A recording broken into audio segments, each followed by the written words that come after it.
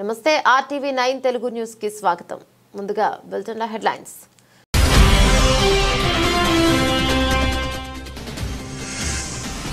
అధ్యక్ష ఎన్నికల్లో నిలబడి ఉంటే ట్రంప్ను ఖచ్చితంగా ఓడించేవాడిని. ఆసక్తికర వ్యాఖ్యలు చేసిన జో బైడెన్.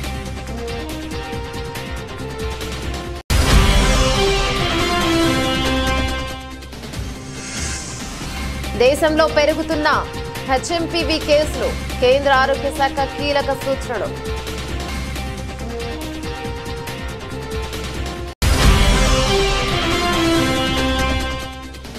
మూడు రోజుల పాటు రామలల్ల ప్రతిష్టాపన, ప్రథమ వార్షికోత్సవం, బాలరాముడికి పీతాంబరి వస్త్రాలతో అలంకరణ.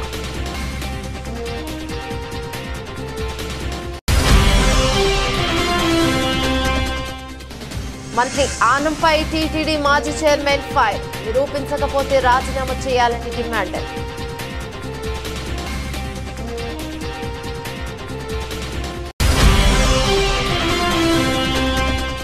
బీఆర్ఎస్ నేతల అరెస్టులను తీవ్రంగా ఖండిస్తున్నాం. ప్రభుత్వ తీరుపై ఆగ్రహం వ్యక్తం చేసిన హరీష్ రావు.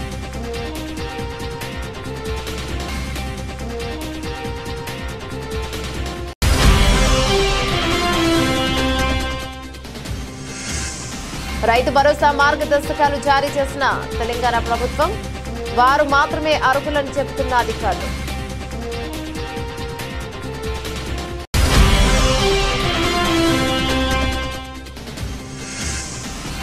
టీమిండియాకు బిగ్ షాక్, ఛాంపియన్స్ ట్రోఫీ నుంచి జస్ప్రీత్ బుమ్రా అవుట్.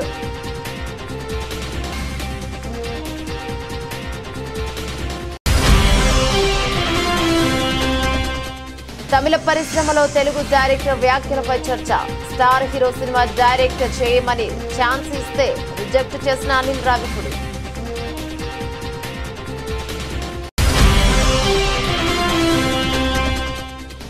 ఉద్యోగుల పని గంటలపై అదిరిపోయే కౌంటర్ ఇచ్చిన ఆనంద్ మహీంద్ర. పని సమయం కాదు, నాణ్యత ముఖ్యమన్న టెక్ దిగ్గజం.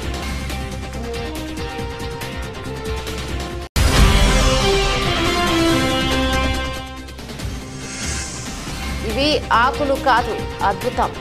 డైలీ తిన్నారంటే డయాబెటీస్ కు చెక్.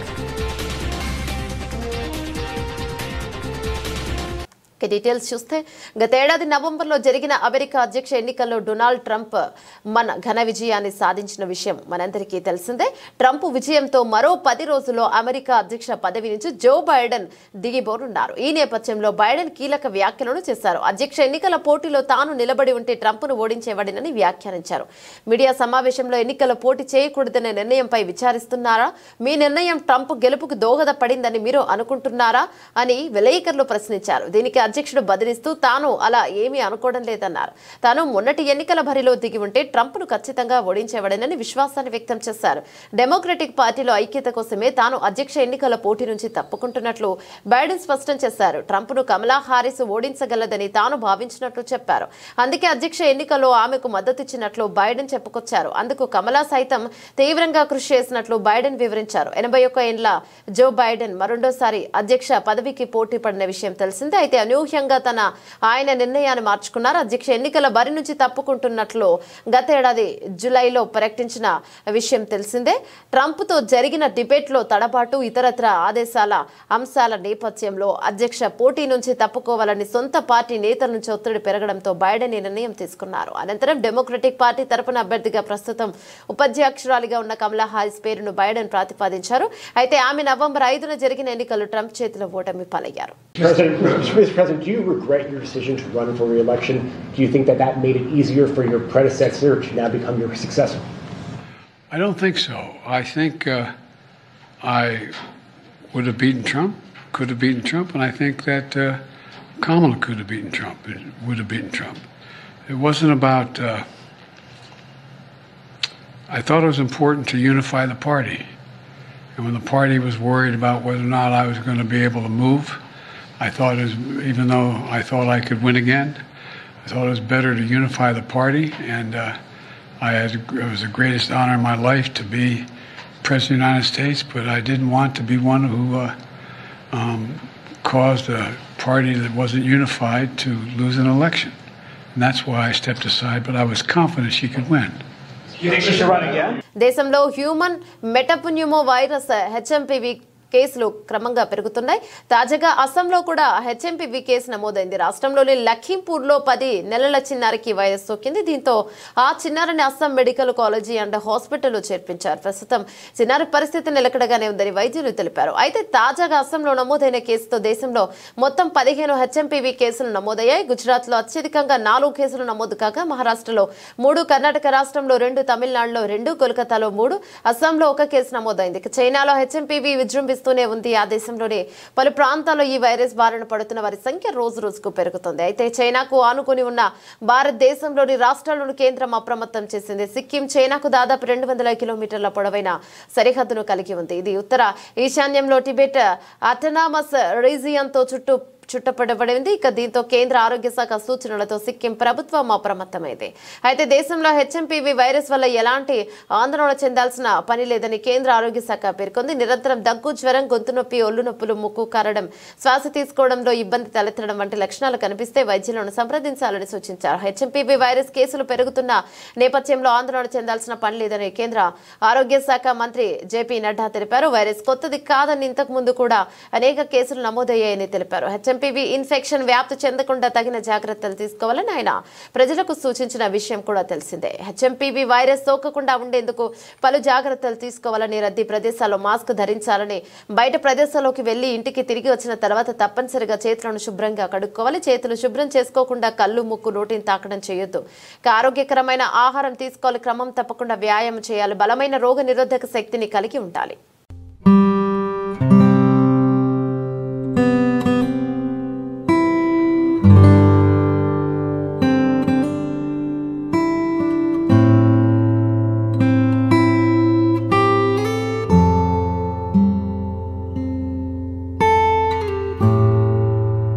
ఉత్తరప్రదేశ్లోని అయోధ్యలో రామ్లల్లా ప్రాణ ప్రతిష్ఠ జరిగి ఏడాది పూర్తవుతుండటంతో ఈ నెల 11 నుంచి 3 రోజుల పాటు వార్షికోత్సవాలు నిర్వహిస్తున్నారు. ఈ ప్రతిష్ఠ ద్వాదశ ప్రారంభం సందర్భంగా స్వామివారి వేడుకల్లో భాగంగా తొలి రోజైన శనివారం పీతాంబరి పసిడి వర్ణం వెండి పోగులతో తయారు చేసిన వస్త్రాలతో అలంకరిస్తారు. ఢిల్లీలో బంగారు వెండి పోగులతో నేయించి నీటిని ప్రత్యేకంగా తయారు చేశారు. ఈ దుస్తులు ఇవాళ అయోధ్యలోని రామాలయానికి చేరుకున్నాయి. జిల్లా యంత్రాంగం శ్రీరామ జన్మభూమి తీర్థ క్షేత్ర ట్రస్ట్ కలిసి వేడుకలు నిర్వహిస్తాయి. గత ఏడాది జనవరి 22న మధ్యాహ్నం 12:30 శ్రీరాముడి ప్రతిష్టాపన మహోత్సవం జరిగిన విషయం తెలిసిందే. హిందూ క్యాలెండర్ ప్రకారం ఈ ఏడాది జనవరి 11న వార్షికోత్సవ వేడుకలు నిర్వహిస్తున్నారు. శనివారం ఉదయం 10 గంటలకు అభిషేక పూజ జరిగిన తర్వాత మధ్యాహ్నం 12:20 రాముడికి మహాహారతిస్తారు. ఈ ప్రథమ వార్షికోత్సవానికి ఏర్పాటు పూర్తయిన రేపటి నుంచి 3 రోజులు నిర్వహించే ఈ వేడుకల్లో సామాన్యులకు పెద్దపీట వేయనున్నారు.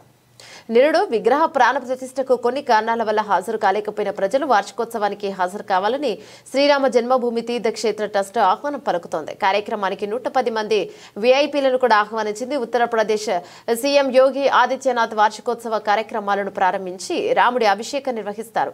అంగత్ టీలా వద్ద 5,000 మంది కూర్చోవడానికి అతిపెద్ద జన్మన్ హ్యాంగర్ టెంట్ను ఏర్పాటు చేశారు. ఇందులో శాస్త్రీయ సాంస్కృతిక ప్రదర్శనలతో పాటు రోజువారీ రామకథ కార్యక్రమాలు, యజ్ఞశాల వంటివి కూడా ఉంటాయి. షెడ్యూల్లో భాగంగా మధ్యాహ్నం 2 గంటలకు రామకథ, ఆ తర్వాత రామచరిత మానస్ పై ప్రసంగాలు, సాంస్కృతిక ప్రదర్శనలు ఉంటాయి. ప్రసాద వితరణ రోజువారీ కార్యక్రమాల్లో భాగంగా ఉంటుంది.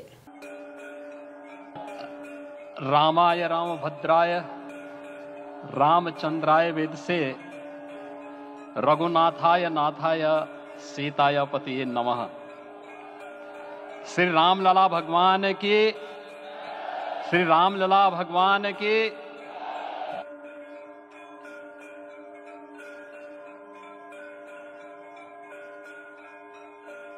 श्री राम जन्मभूमि मंदिर की स्थापना भारत के सांस्कृतिक पुनर्जागरण का आध्यात्मिक अनुष्ठान है। यह राष्ट्र मंदिर है। जय जय सीताराम, जय जय सीताराम।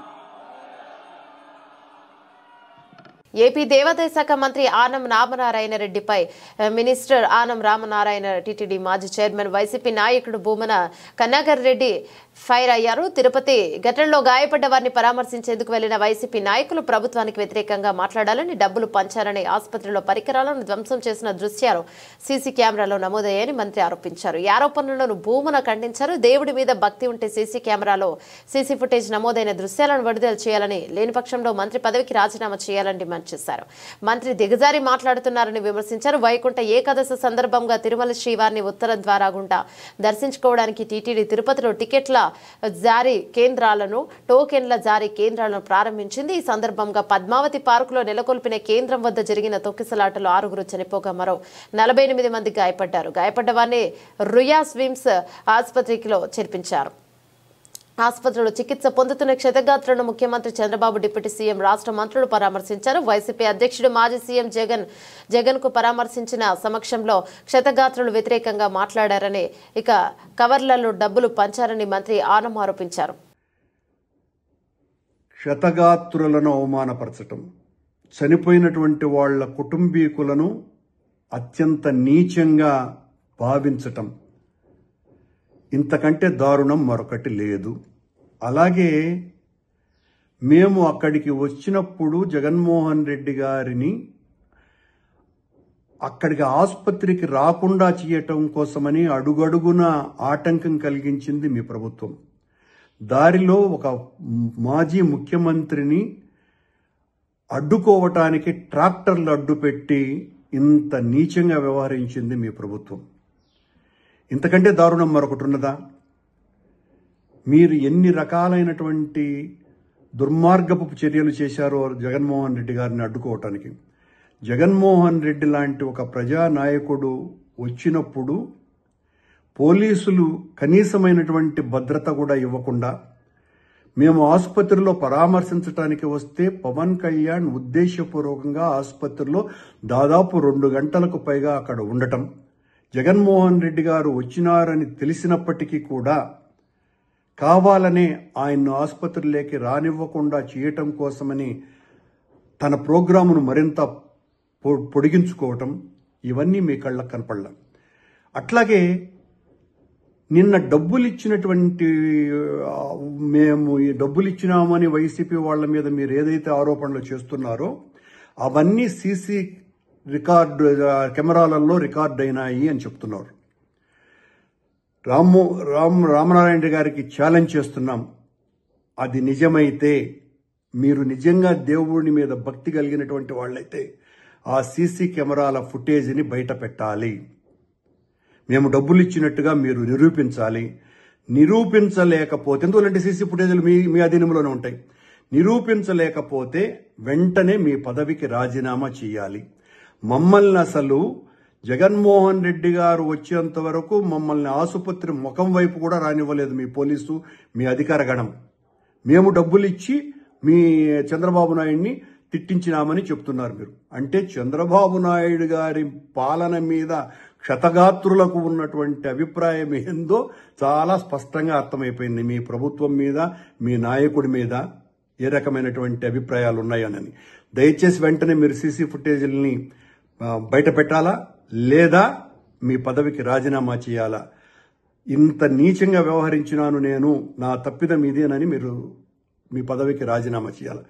మీ చర్య ఎలా ఉన్నది అంటే, మీ పార్టీలో మీ పదవి దేవాదాయ శాఖ మంత్రి అయినప్పటికీ కూడా మిమ్మల్ని పట్టించుకునే వాళ్ళు ఎవరు లేరు కనుక, అదేదో సామెత ఉంది, తోలుగుడ్డు పెట్టే కోడికి ఎంత విలువ ఉందో నిజమైన గుడ్డు కాకుండా తోలుగుడ్డు పెట్టేటువంటి కోడికి, ఆ రకమైనటువంటి కోడిగా మీరు తెలుగుదేశం ప్రభుత్వంలో మంత్రిగా ఉన్నారు. తోలు గుడ్లు పెట్టేటువంటి కోడిగా మీరు ఆ సీసీ ఫుటేజ్ని వెంటనే ఈరోజే బయట పెట్టాలి. మేము డబ్బులు ఇచ్చినట్టు నిరూపించాలి, లేదా పదవికి రాజీనామా చేయాలి. ఉమ్మడి నల్గొండ జిల్లా సహా హైదరాబాద్ లో బీఆర్ఎస్ పార్టీ నాయకులు కార్యకర్తలను ఎక్కడికక్కడ అరెస్టు చేయడాన్ని గృహ నిర్బంధం చేయడాన్ని తీవ్రంగా ఖండిస్తున్నామని మాజీ మంత్రి సిద్దిపేట ఎమ్మెల్యే హరీష్ రావు తెలిపారు. ఇక యాదాద్రి భువనగిరి జిల్లా పార్టీ కార్యాలయంపై కాంగ్రెస్ గూండాల దాడులను నిరసిస్తూ జిల్లా కేంద్రంలో చేపట్టిన ధర్నా కార్యక్రమాన్ని భగ్నం చేసేందుకు పోలీసుల అక్రమ అరెస్టులకు తెరలేపడం దుర్మార్గమని హరీష్ రావు మండిపడ్డారు. పోలీసు బలం ఉపయోగించి ప్రతిపక్షాలను అణచివేయాలని చూడటం ప్రజాస్వామికం అప్రజాస్వామికం. అక్రమ అరెస్టులు చేసిన బీఆర్ఎస్ నాయకులు కార్యకర్తలు వెంటనే విడుదల చేయాలని బీఆర్ఎస్ పార్టీ పక్షాన డిమాండ్ చేస్తున్నామని హరీష్ రావు పేర్కొన్నారు.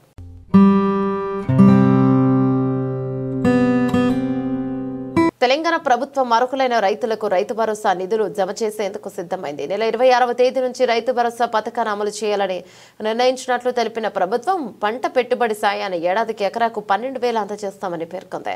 సాగు భూములన్నింటికీ పెట్టుబడి సాయం అందిస్తామని ఇటీవల ముఖ్యమంత్రి రేవంత్ రెడ్డి ప్రకటించారు. తాజాగా ఇందుకు సంబంధించి ప్రభుత్వం మార్గదర్శకాలు విడుదల చేసింది. అయితే రైతులకు సంబంధించిన విషయం కావడంతో పూర్తి స్పష్టత ఉండాలన్న ఉద్దేశంతో రైతు భరోసా పథకం 2025 మార్గదర్శకాల ఉత్తర్వులను ప్రభుత్వం తెలుగులో జారీ చేసింది. భూభారతి ధరణి పోర్టల్లో నమోదైన వ్యవసాయ సాగు భూములకే రైతు భరోసా సాయం అందించనున్నట్లు ప్రభుత్వం తాజా మార్గదర్శకాల్లో పేర్కొంది. భూ విస్తీర్ణం ఆధారంగా పట్టాదారులకు దీన్ని అందించనున్నారు. అటవీ హక్కు చట్టం ROFR చట్టాదారులకు కూడా సాయం అందజేస్తారు. రిజర్వ్ బ్యాంక్ నిర్వహించే DPT పద్ధతిలో రైతు భరోసా సాయాన్ని రైతులకు బ్యాంక్ ఖాతాలో జమ చేయాలని మార్గదర్శకాల్లో పేర్కొన్నారు. ఫిర్యాదుల పరిష్కారం బాధ్యత కలెక్టర్లకు ప్రభుత్వం అప్పగించింది. అయితే సాగు యోగ్యం కాని భూములను రైతు భరోసా నుంచి తొలగించనుందని ప్రభుత్వం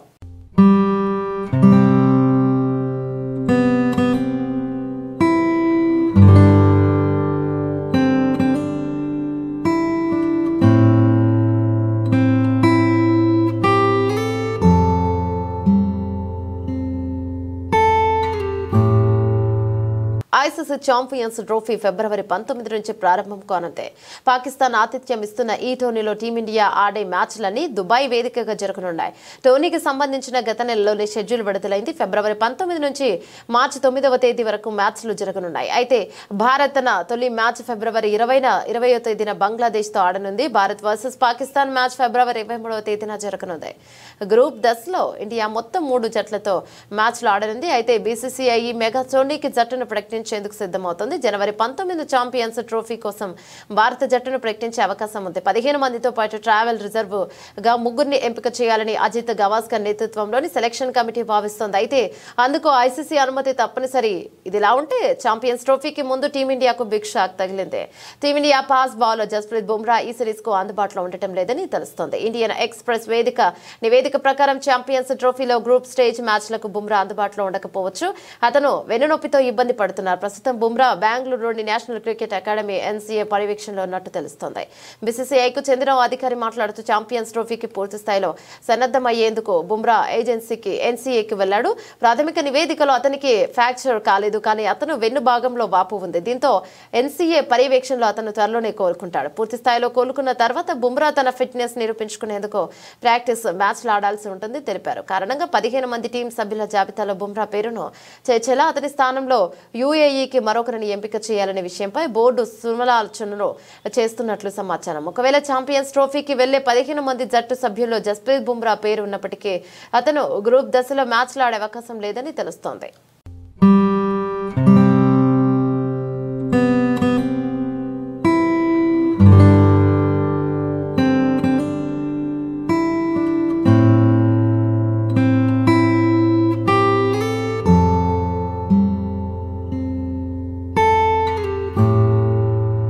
రాజమౌళి తర్వాత 100% సక్సెస్ రేట్ ఉన్న రేట్ డైరెక్టర్స్ లో అనిల్ రావిపూడి ఒకరు. పటాస్ నుంచి భగవంత్ కేసరి వరకు అన్ని సినిమాలు హిట్ టాక్ తెచ్చుకుంటున్నాయి. భగవంత్ కేసరి తప్ప అన్ని ఎంటర్టైన్మెంట్ సినిమాలే. అనిల్ రావిపూడి అంటే ఫ్యామిలీతో కలిసి వెళ్ళొచ్చు, హ్యాపీగా నవ్వుకోవచ్చు అనే మార్క్ ని సెట్ చేసుకున్నాడు. అనిల్ రావిపూడి దర్శకత్వంలో వెంకటేష్ హీరోగా తెరకెక్కిన సంక్రాంతికి వస్తున్నాం సినిమా సంక్రాంతి రోజు జనవరి 14న రిలీజ్ కానుంది. నిన్న సాయంత్రం సంక్రాంతికి వస్తున్నాం సినిమా మ్యూజికల్ ఈవెంట్ నిర్వహించారు. ఈవెంట్ లో సినిమాలో నటించిన ఇచ్చిన స్టార్స్ అంతా పాల్గొని మాట్లాడారు.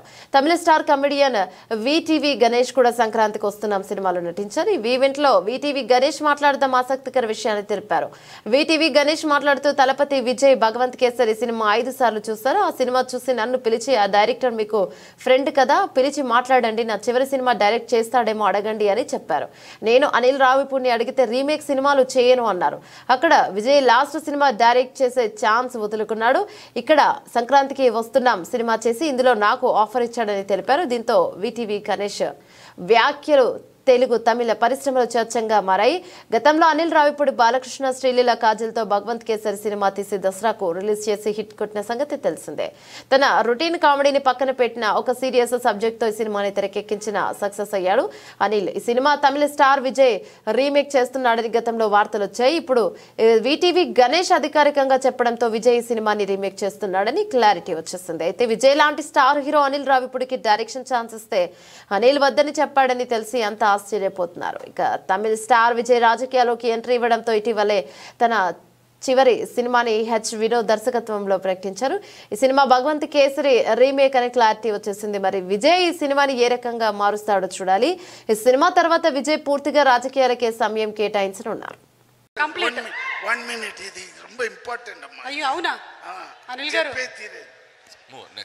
సార్ అవరే భగవంత్ కేసరి 5 టైం పాతాం గణేష్.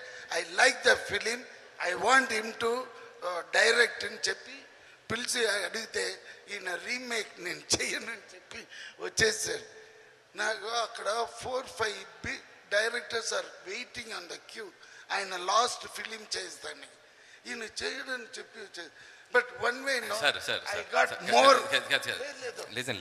అది నేను చెయ్యను అని చెప్పి రాలేదు. సో అది అట్లా చెప్పాలి.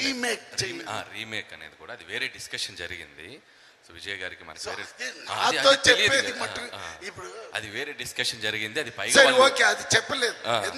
ఎందుకు చెప్తున్నానంటే అంత ఆయనకి ఇష్టమైంది. దాని తర్వాతనే నేను భగవంత్ కేసరి చూశాను. Because I also acted in that film. ఎందుకు 5 టైమ్స్ చూశాను ఆయన చెప్పి నేను పోయి చూశాను.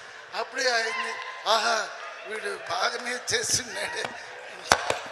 ఎలాంటి చైర్మన్ సుబ్రహ్మణ్యన్ చేసిన వ్యాఖ్యలు నెట్టింట తీవ్ర దుమారం రేపుతున్నాయి. ఉద్యోగుల పని గంటలపై ఆయన చేసిన వ్యాఖ్యలు ఆన్లైన్ వేదికగా విస్తృత చర్చలు ప్రజల ఆగ్రహాన్ని రేకెత్తించేలా చేస్తాయి.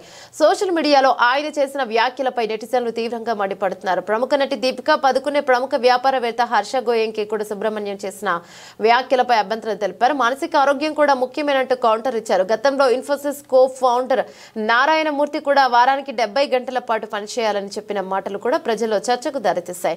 ప్రస్తుతం ఈ అంశంపై తీవ్ర స్థాయిలోనే చర్చ కొనసాగుతుంది. నేపథ్యంలో తాజాగా ఆనంద్ గ్రూప్ చైర్మన్ ఆనంద్ మహేంద్ర స్పందించారు. అసలు సమస్య ఎన్ని గంటలు పనిచేశారనేది కాదు, అవుట్పుట్ నాణ్యత ముఖ్యమన్నారు. ఇది 40 గంటలు, 70 గంటలు లేదా 90 గంటలు కాదన్నారు. తాను పనిలో నాణ్యతను చూస్తానని, సమయాన్ని కాదని పేర్కొన్నారు. ఈ మేరకు దేశ రాజధాని ఢిల్లీలో జరిగిన Viksit Bharat young leaders dialogue 2025లో ఆయన మాట్లాడారు.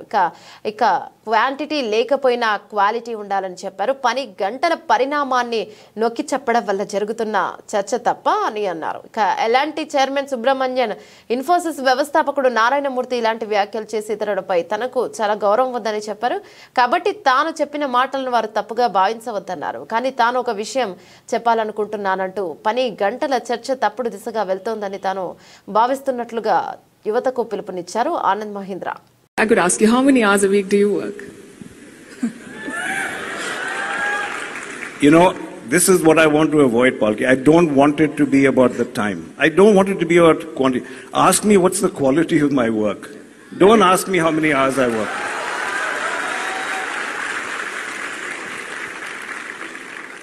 And since you're giving us tips, you look worried. It's not a trick question. How much time in a day do you spend on social media? Because you've aced your social media game, and yet you have managed time so well because you've built institutions. And I think we can all learn. I mean, this is a challenge that.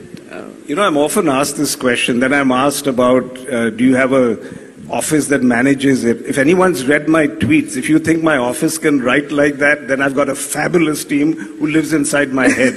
You know. I don't know why people even ask that. So then you say, how much time do you have? And every time I'll get in my timeline, sab aap faltu ko nahi kar kaam karo, aap Twitter pe kyun hai? This kind of thing keeps coming up. I want to tell people I'm on, and I've been asked this, I'm on X on social media not because I'm lonely.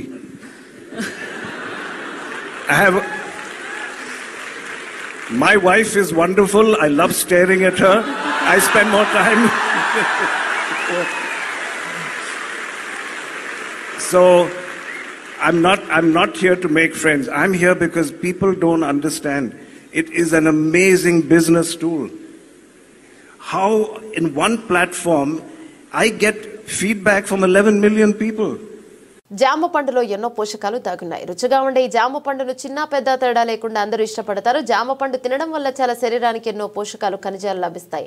యాపిల్లో ఉండే పోషకాలని జామ పండులో లభిస్తాయని, అందుకే daily ఒక పండును తినాలని డైటీషియన్లు చెప్తున్నారు. మధుమేహ వ్యాధిగ్రస్తులు ఎలాంటి భయం లేకుండా జామ పండు తినొచ్చు. ఎందుకంటే దీనిలోని పోషకాలు డయాబెటీస్ ను కంట్రోల్ చేసేందుకు ఉపయోగపడటంతో పాటు జీర్ణ ప్రక్రియ మెరుగుపరుస్తాయి. ఇక జామ పండులో vitamin C, vitamin A, vitamin K, కార్బోహైడ్రేట్లు, ఇక డైటరీ ఫైబర్, క్యాలరీలు, పొటాషియం వంటి పోషకాలు జామ పండులో పుష్కలంగా ఉన్నాయి. అయితే జామ పండుతో పాటు జామ ఆకుల్లో కూడా తిరుగులేని పోషకాలు, ఔషధ గుణాలు దాగున్నాయి. జామ ఆకులు తీసుకోవడం వల్ల శరీరానికి ఏ విధంగా మేలు జరుగుతుందో తెలుసుకోండి. జామ ఆకులను తీసుకోవడం వల్ల మధుమేహాన్ని అదుపులోకి ఉంచుకోవచ్చు. ఇందులోని ఫెనాలిక్ సమ్మేళనం యాంటీ హైపర్ గ్లైసెమిక్ లక్షణాలు కలిగి ఉంటుంది. ఇవి రక్తంలో చక్కెర స్థాయిలను అదుపులో ఉంచుతాయి. కాబట్టి మధుమేహ వ్యాధిగ్రస్తులు జామ ఆకులను నమిలి దాని రసం తీసుకోవడం చాలా మంచిది. జామ ఆకులను తినడం వల్ల రక్తపోటు అదుపులో ఉంటుంది. జామ పండుగలాగే ఆకులలో పొటాషియం, ఫైబర్ ఉంటాయి. ఇవి బీపీని తగ్గించడంలో సహాయపడతాయి. కాబట్టి బీపీ ఉన్నవారు జామ పండు తింటే లేదా ఆకులు నమిలితే మంచి ఫలితాలు కనిపిస్తాయి. ఆకులను తినడం వల్ల అధిక బరువు సమస్య కూడా తగ్గుతుంది. ముఖ్యంగా ఉదర స్థూలకాయ సమస్య ఉన్నవారు ఈ ఆకులను తింటే మంచి ఫలితాలు వస్తాయి. ఇందులో ఉండే సమ్మేళనాలు శరీరంలో చెడు కొలెస్ట్రాల్ను కరిగిస్తాయి. ఇది మలబద్ధకం సమస్య కూడా తగ్గిస్తుంది. దీంతో బరువు సులభంగా తగ్గుతారు. జామ ఆకులను తినడం వల్ల జీర్ణక్రియ కూడా పెరుగుపడుతుంది. కడుపు ఆరోగ్యాన్ని, పేగు ఆరోగ్యాన్ని మెరుగుపరుస్తుంది. ఆకుల్లో డైటరీ ఫైబర్ అధికంగా ఉంటుంది. ఇది కడుపు సమస్యలను నివారిస్తుంది. జామాకుల్లో యాంటీ ఆక్సిడెంట్లు, యాంటీ ఇన్ఫ్లమేటరీ లక్షణాలు ఉన్నాయి. ప్రాణాంతక క్యాన్సర్ను నయం చేసే శక్తి జామ ఆకుల్లో ఉందని ఆయుర్వేద నిపుణులు చెబుతున్నారు. జామ ఆకులు చర్మానికి మేలు చేస్తాయి. మొటిమలు, నల్ల మచ్చలు, చర్మ ఇన్ఫెక్షన్లు తగ్గించడంలో సహాయపడతాయి. ఇవి శరీరాన్ని బిగుతుగా మార్చడంలో, ముడతలను తగ్గించడంలో సహాయపడతాయి. ఉదయాన్నే పరిగడుపున జామ ఆకులను నమలడం ద్వారా బెల్లీ ఫ్యాట్ సమస్య దూరం అవుతుంది. దీంతో పాటు బరువు తగ్గడానికి సహాయపడుతుంది. ఇందులో ఉండే సమ్మేళనాలు శరీరంలో కార్బోహైడ్రేట్ల శోషణను నిరోధిస్తాయి. ఇది బరువు పెరగడానికి దారితీయదు.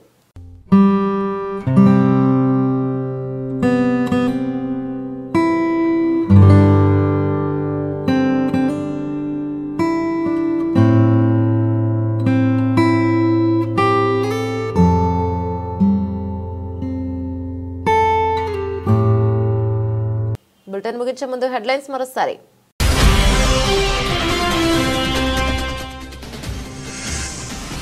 అధ్యక్ష ఎన్నికల్లో నిలబడి ఉంటే ట్రంప్ను ఖచ్చితంగా ఓడించేవాడిని, ఆసక్తికర వ్యాఖ్యలు చేసిన జో బైడెన్.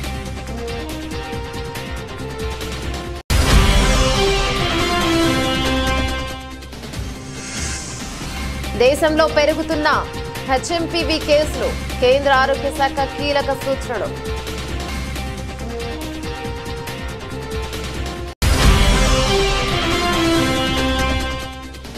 మూడు రోజుల పాటు రామ్లల్ల ప్రతిష్టాపన, ప్రథమ వార్షికోత్సవం, బాలరాముడికి పీతాంబరి వస్త్రాలతో అలంకరణ.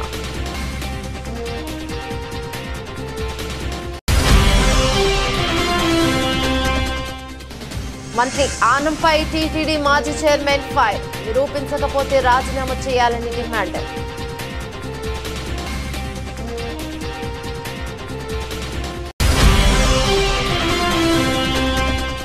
బీఆర్ఎస్ నేతల అరెస్టులను తీవ్రంగా ఖండిస్తున్నాం, ప్రభుత్వ తీరుపై ఆగ్రహం వ్యక్తం చేసిన హరీష్ రావు.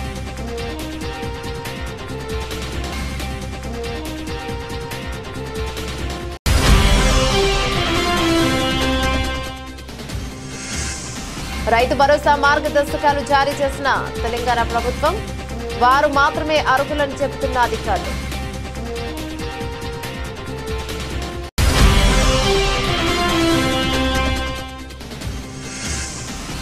టీమిండియాకు బిగ్ షాక్, ఛాంపియన్స్ ట్రోఫీ నుంచి Jasprit Bumrah out.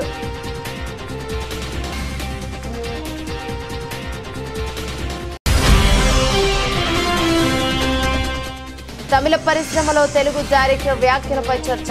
Star hero cinema direct చేయమని ఛాన్స్ ఇస్తే రిజెక్ట్ చేసిన అనిల్ రావిపూడి.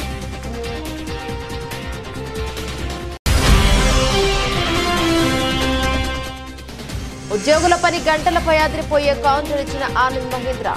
పని సమయం కాదు, నాణ్యత ముఖ్యమన్న టెక్ దిగ్గజం.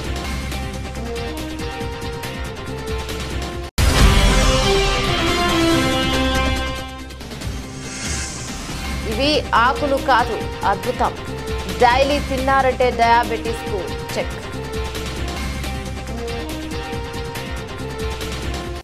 ఇవి బులెటిన్లోని అప్డేట్స్. మరో బులెటిన్లో మళ్ళీ కలుసుకుందాం. అంతవరకు సెలవు. నమస్తే.